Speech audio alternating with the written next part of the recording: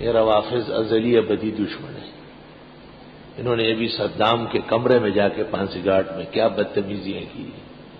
یہ کوئی غیرت ہے؟ جب وہ بندہ ہوا ہے، جب وہ عروج پر تھا، پوری دنیا ریفز اس کے چپل کے نیچے تھی.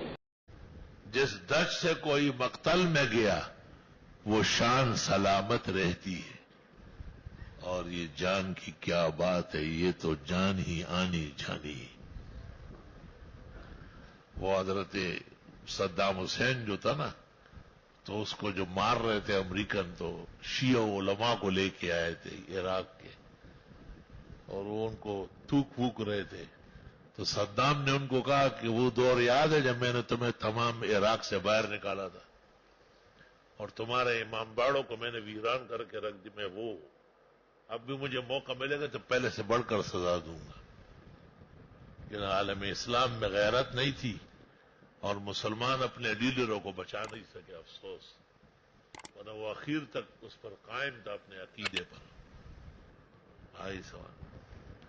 اللہ تعالیٰ ایسے بے گناہوں کے قتل سے جلدی امریکہ کو تس نس کرے، اور جن کو وہ شہ دے رہے اور اسلامی افراد کو، باعزت لوگوں کو بے آبرو کرتے، اللہ ان فرقوں کو بھی صحابہ کی بد دعاؤں کے نتیجے میں اور ان کی اہانت کے نتیجے میں صفحہ ہستی سے مٹا لے.